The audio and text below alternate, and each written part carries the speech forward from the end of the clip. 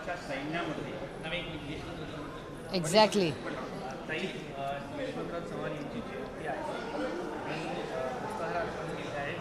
इतक्या वर्षानंतर महाराष्ट्राकडे मागे वळून पाहताना आज काय वाटतं? अर्थातच अतिशय विनम्रपणे आम्ही सगळे आदरणीय वंदनीय आम्हाला अतिशय प्रिय आमचे गुरुवर्य कैलासवासी यशवंतराव चव्हाण साहेबांना विनम्रपणे आम्ही नतमस्तक होतो त्यांच्यासमोर.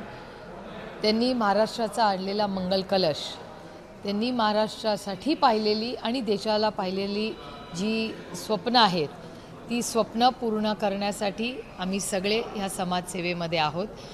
आणि तमाम महाराष्ट्राची आणि भारताची जनता या सगळ्यांनी मिळून जी सेवा साहेबांनी या देशासाठी केली त्याचं विनम्रपणे अभिवंदन करतो, कौतुक करतो. आणि तोच त्यांचा विचारांचा वारसा प्रत्येक मराठी आणि भारतीय माणसांनी पुढे न्यायचा प्रयत्न आपण सगळे करूया.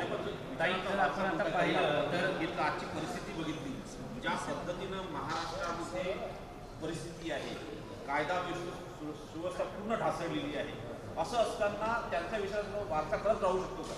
हे दुर्दैव आहे. महाराष्ट्रामध्ये जी परिस्थिती झाली आहे ती अर्थातच जे चव्हाण साहेबांचे विचार आहेत त्याला न पटणारीच आहे. हे काय तुमच्या प्रश्नातच माझं उत्तर आहे.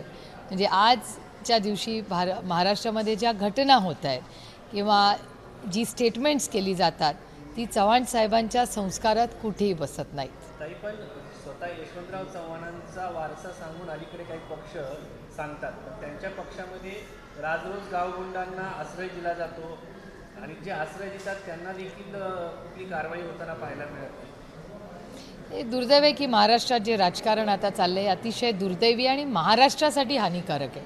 जो डेटा केंद्र सरकारकडून येतो आहे त्याच्यात महाराष्ट्राची जे क्राईम असेल किंवा इन्व्हेस्टमेंट्स असतील याच्यामध्ये प्रचंड तफावत दिसते. आणि लोक, म्हणजे हे मी म्हणत नाही आहे, केंद्र सरकारचा डेटा सांगतो आहे की महाराष्ट्रामध्ये इन्व्हेस्टमेंट करणं असेल, क्राईम असेल, म्हणजे इन्व्हेस्टमेंट्स कमी होत आहेत आणि क्राईम वाढतो आहे, हा केंद्र सरकारचा डेटाच सांगतो आहे. त्याच्यामुळे अर्थातच चव्हाण साहेबांच्या स्वप्नातला महाराष्ट्र आज दिसतोय का, तर अतिशय म्हणजे दुर्दैवाने मला हे म्हणावं लागतंय की राजकीय परिस्थिती तशी नाही. राज्यात जर बघितलं मंत्रिमंडळ ज्या पद्धतीनं आहे त्यामध्ये काल उल्लेख केला की छत्रपती शिवाजी महाराज यांच्या सैन्यामध्ये एकही मुस्लिम नव्हता. हे खूप दुर्दैव आहे की आज राजकारण, म्हणजे आज जे सरकार आहे त्यांनी केलेली कामं, आज महाराष्ट्रात असलेलं फिस्कल डेफिसिट, महाराष्ट्राची आणि देशाची आर्थिक परिस्थिती, पुढे बेरोजगारी, भ्रष्टाचार, आणि आज मुलं नोकऱ्यांसाठी दर भटकत आहेत, एवढी मोठी आव्हानं राज्य आणि देशाच्या समोर असताना ज्या चुकीची विधानं, हे वाचाळ वीर, हे जे महाराष्ट्रात सरकार का त्यांना प्रोत्साहन देते ह्याचं उत्तर तुम्हाला महाराष्ट्र सरकारलाच विचारावं लागेल. ज्या पद्धतीनं बीडमध्ये सतीश भोसले यांचा उल्लेख केला जातो खोक्या म्हणून, त्याला अटक प्रयागराजला केली आणि तिथे बीड पोलीस पोहोचले. याचा अर्थ असा होतो की पोलीस आणि गुन्हेगार यांची हातमिळवणी झालेली आहे. तुम्ही आज जे सगळे प्रश्न विचारतात आहे तुमच्या सगळ्या प्रश्नातच माझी उत्तर आहेत. याचा अर्थ हा पळून गेलाच कसा, आणि अर्थातच जसं ह्याला पकडलं तसा त्या कृष्णा आंधळेलाही पकडा, हीच आमची विनंती आहे ह्या सरकारला. गेले 3 महिने झाले दररोज जो 7वा खुनी आहे, गुन्हेगार आहे, ज्याला फाशी झाली पाहिजे, असा कृष्णा आंधळे या सरकारला का मिळत नाही आहे, हा माझा प्रश्न आहे या महाराष्ट्राच्या सरकारला. आज या प्रकरणामध्ये सुनावणी होते, काय वाटतं, न्याय मिळेल का, काय परिस्थिती? हे मला वाटतं एक सुरुवात आहे ही, त्याला थोडासा वेळ अर्थातच लागेलच, कारण का प्रोसेस फॉलो करायला पाहिजे. पण आमची विनंती आहे की जो कोणी ह्याच्यात ज्यांनी कोणी सहकार्य केलं असेल त्याला कॉन्स्पिरेटर म्हणून त्याचं नाव त्याच्यात घेतलं पाहिजे. मग तो कोणीही असू दे, ज्यांनी हत्याचा कट केला, ज्यांनी हे कट कारस्थान केलं, ज्यांनी एक्स्टॉर्शन, खंडणी मागितली, या खंडणी मागणं या देशात गुन्हा आहे. त्याच्या मागे ED CBI लागते. हा देशाचा नियम कायदा आहे जो पार्लमेंटमध्ये कैलासवासी मनमोहन सिंग साहेबांचं सरकार होतं तेव्हा केलेला आहे. आम्ही म्हणतोय की हा देश कुणाच्या मनमर्जीने नाही, तो संविधानाने चालला पाहिजे, एवढीच आमची मागणी आहे.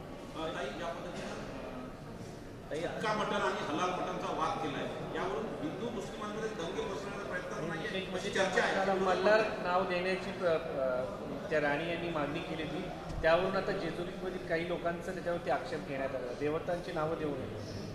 हे खूप दुःख आहे की आज सत्तेमध्ये असलेले लोकांच्या भावना रोज दुखावत असतात आणि मला खूप वाईट वाटते की हे म्हणतात ह्यांचं सरकार विकासासाठी आलं आहे. विकास सोडून लोकांमध्ये समाजात तेढ निर्माण करायचं पाप सातत्याने हे सरकार करतं आहे. हे खूप दुर्दैवी आहे आणि माझी माननीय मुख्यमंत्र्यांना विनम्र विनंती आहे की हे वाचाळवीर कृपा करून आवरा. याचं कारण असं, महाराष्ट्राच्या आणि भारताच्या ऐक्यासाठी आणि सुसंस्कृत महाराष्ट्रामध्ये आपण सगळे एक आहोत आणि डिव्हर्सिटी ही भारताची ताकद आहे. त्याच्यामुळे आपण सगळे एक आहोत, भारतीय आहोत, ह्याचा सार्थ अभिमान आपल्याला आहे आणि हेच संस्कार आपल्यावर छत्रपती शिवाजी महाराज आणि शाहू फुले आणि आंबेडकरांचे हे जे संस्कार आपल्यावर आहेत, महात्मा गांधी साहेबांचे जे संस्कार आहेत, हेच पुढे न्यावे. आणि माझी विनम्र विनंती आहे महाराष्ट्राच्या माननीय मुख्यमंत्र्यांना की कृपा करून, महाराष्ट्रामध्ये आधीच क्राईम वाढलेला आहे, हे मी म्हणत नाही आहे, हे केंद्र सरकारचा डेटा सांगतो आहे. तर क्राईम वाढेल अशा कृपा करून कृती करू नका. किंवा तुमच्या मंत्र्यांनाही, जसं मागच्याच वेळीच माननीय मुख्यमंत्री म्हणाले होते की सगळ्या मंत्र्यांवर गॅग ऑर्डर, हे माझे शब्द नाही आहेत, हे माननीय मुख्यमंत्र्यांचे आहेत की प्रत्येकाने संवेदनशीलपणे बोलावं. हे माननीय मुख्यमंत्रीच त्यांच्या मंत्र्यांना बोललेत. तर कदाचित आम्ही सगळे त्याच्यातून बोध घेतो, पण त्यांचे मंत्री काही बोध घेत नाहीत असं डेटा सांगतोय.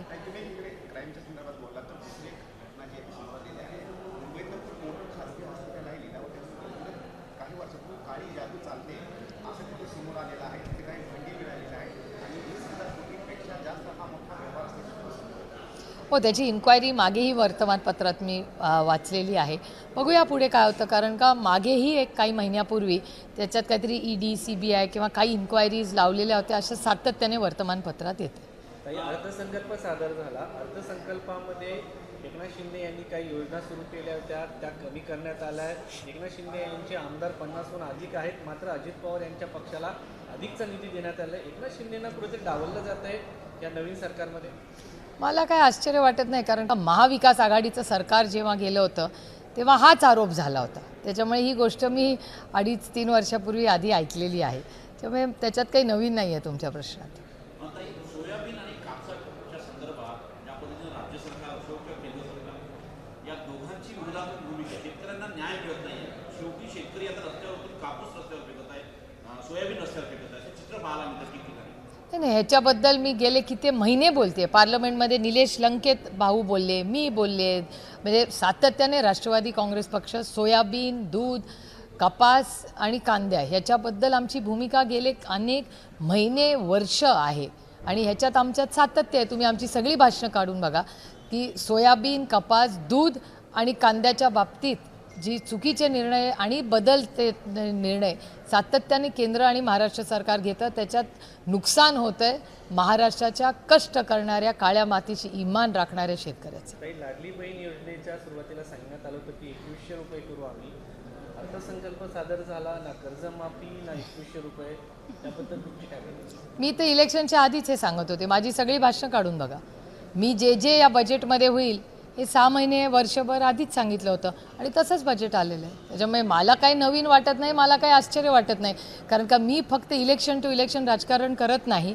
मला इकॉनॉमिक्स कळतं आणि राज्याची आणि देशाची परिस्थिती ही धोरणात्मक काय करायची असते, ज्याच्यातून 5-25 वर्ष आपलं राज्य आणि आपला देश हा चांगल्या पद्धतीने पुढे राहील. फक्त आम्ही सत्तेत येऊ या स्वार्थासाठी आम्ही नाही हो राजकारण करत. आपला देश आणि आपलं राज्य हे पुढे गेलं पाहिजे आणि त्याचं फिस्कल डेफिसिट मॅनेजमेंट म्हणजे FRBM ॲक्टबद्दल, अटलजींचा तो ॲक्ट होता, तो मनमोहन सिंग साहेबांनी पुढे नेला. ह्याच्यात सातत्य ठेवून आम्ही नेहमी याची नोंद घेतलेली आहे की FRBM ॲक्ट हा अंमलबजावणी करा आणि आम्ही अतिशय प्रांजळपणे नेहमीच कैलासवासी यशवंतराव चव्हाण आपलं अटल बिहारी वाजपेयी साहेबांचं कौतुकच केलेलं आहे, कारण का अतिशय चांगला ॲक्ट होता आणि तो राज्याच्या आणि देशाच्या हिताचा ॲक्ट आहे. थँक्यू. ABP माझा, उघडा डोळे बघा नीट.